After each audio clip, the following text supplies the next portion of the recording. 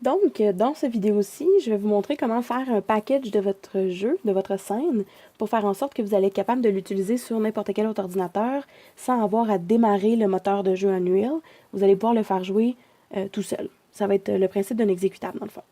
Donc, première chose que je vous recommande de faire, c'est de vous assurer que votre éclairage a bel et bien été calculé partout, dans toutes les scènes que vous avez besoin, et que vous avez sauvegardé ces niveaux-là. Parce que sinon, une fois en jeu, vous allez avoir le message « Lighting needs to be rebuilt », puis c'est vraiment poche comme message d'erreur.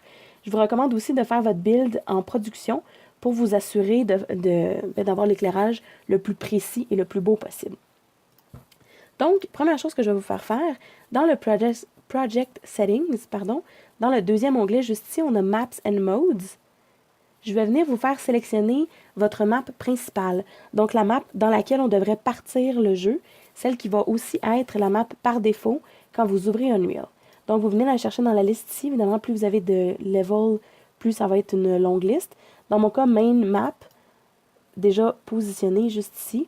Donc, maintenant que c'est fait, je peux fermer cette fenêtre-là. Deuxième chose, Package Project, juste ici.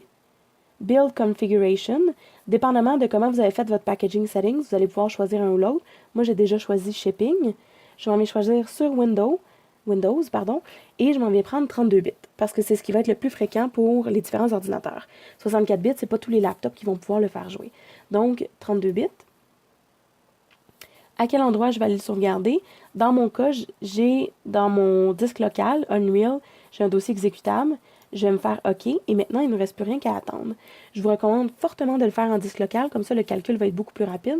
Vous allez pouvoir le transférer où vous voulez par la suite. Donc, je vous retrouve dans un petit instant quand c'est fini de calculer. Donc, mon build vient de se terminer.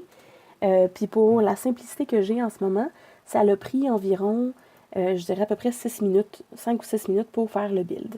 Donc, un coup que notre exécutable est complété, ce que ça nous donne, c'est... Attendez une petite seconde, je vais aller chercher mon dossier. Ça nous donne ça ici. Ça nous donne Windows No Editor. Et à l'intérieur, vous allez voir, on a un exécutable qui est le nom du projet. Le nom de mon projet en ce moment, c'est exec, donc c'est le nom de mon exécutable.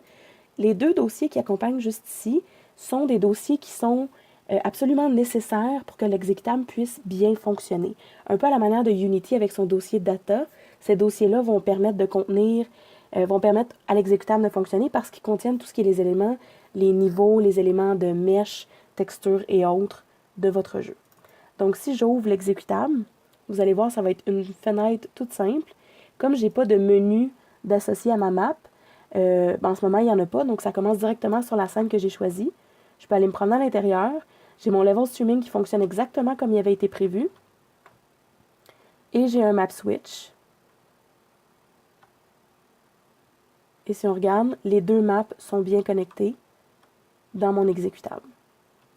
Pour quitter, par contre, Shift F1 ou Escape ne pourront pas fonctionner dans ce cas-ci. Donc, faites un Alt-Tab et vous allez pouvoir fermer la fenêtre par la suite.